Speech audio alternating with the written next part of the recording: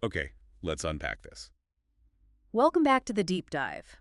We're diving deep today into, well, a really hot topic in F1 right now. Franco Colapinto's performance and his future at Alpine. Yeah, there's a lot swirling around. We've pulled together insights from a recent F1 blog post and also looked at a transcript analyzing this situation, trying to get to the core of it. Hmm. So our mission here is basically to see what these sources say is really happening with Colapinto based only on what they're reporting. Exactly. What's the performance look like? What's the leadership saying? And that leadership angle, Flavio BRIATORE'S comments really jump out, don't they? Very direct. Incredibly direct. But first, maybe set the scene. Colapinto's return. Right, so he came back into F1 full-time with Alpine, starting with the European Tour. It's a second shot after a previous cameo. And, there were expectations. A big opportunity. But these first three races back, Imola, Monaco, Spain, well, the results haven't quite been there. That's putting it mildly. Based on the analysis, the outcomes are stark. Qualifying crash in Imola. Straight away. Then finishing outside the points in Monaco and again in Spain. It's a challenging start. And this is where Briatore, Alpine's executive advisor, comes in. One source quotes him saying, and this is pretty blunt, "If I said now that I am happy, it would be a lie. I am not happy at all." Wow. And he adds, "Now we have to see how the season develops for him." Leaves no room for doubt about his current view. No, it really lays bare the pressure Colapinto's under. The analysis we looked at boils down Briatore's demands to three things. Okay, what are they? Basically, be fast, that he not crash, and that he finish in the points. Simple enough on paper. Well, yeah. But the assessment so far, looking at those first three races, the sources say he's kind of 0 for 3 on those specific demands. Right. Now, there was also some confusion, wasn't there, about the length of his deal initially. Some reports said 5 races. Yeah, that's an interesting wrinkle. Those initial reports suggested 5 races. But Briatore said publicly there's no set limit. Mm. And even claimed, "I never said 5 races." This is where you look back at the official communications. One source highlights that the actual Alpine press release did say Colapinto would drive for the next 5 races. Okay. And it specifically mentioned a new evaluation before the British Grand Prix in July.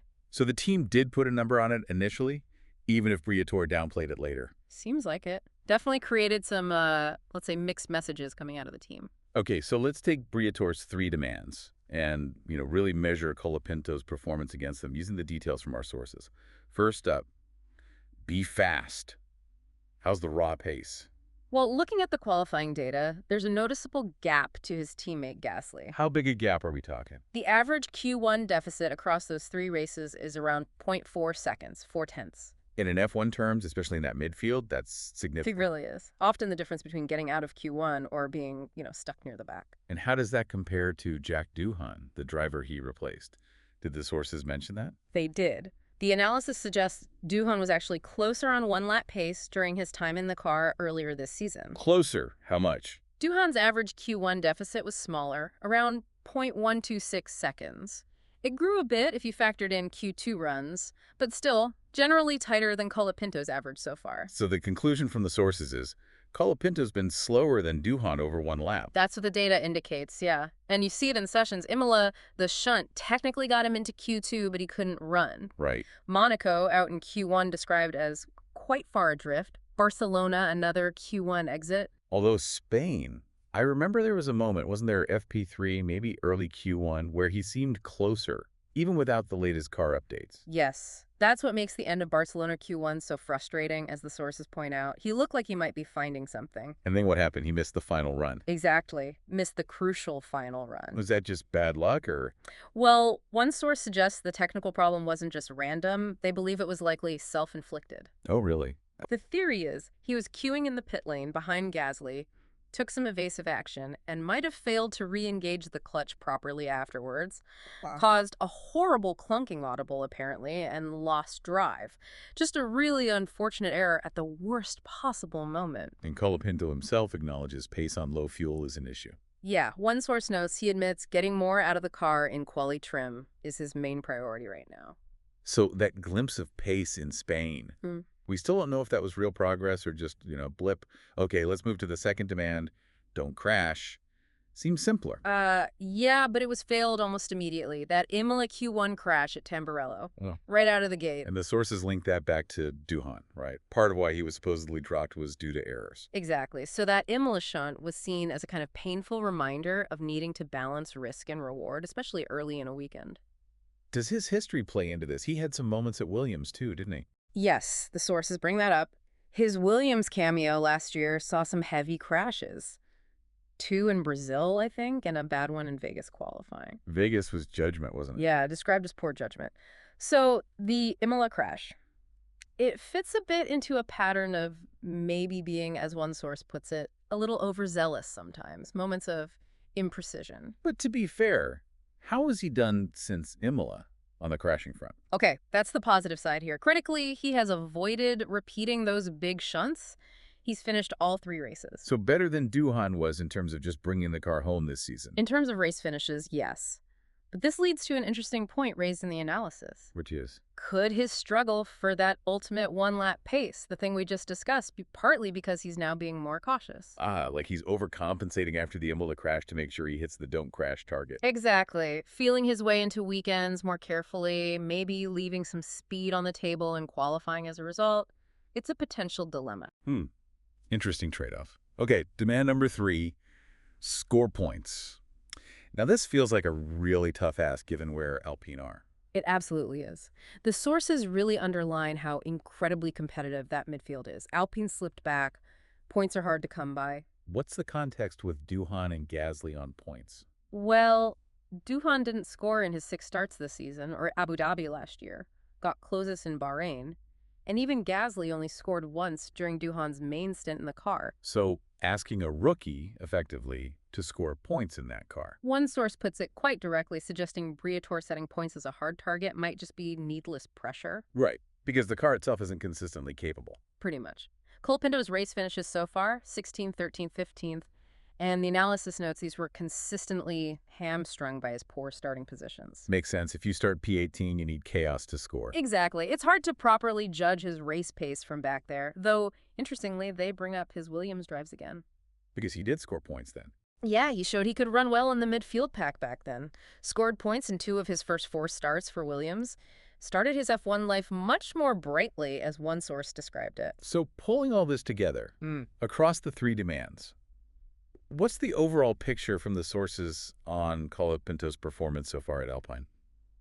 Well, the picture painted is one of disappointment, really, relative to the expectations. How so? The performance is described as neither what Alpine needs nor good enough to have dropped DOOHAN for this. Particularly, the one-lap pace seems lower than what he showed at Williams. Not ideal when Alpine needs both cars fighting for scraps. Precisely. His current level isn't really providing that consistent threat for the lower points positions. Okay, so difficult start, very direct feedback from Briatore, demands not quite being met yet.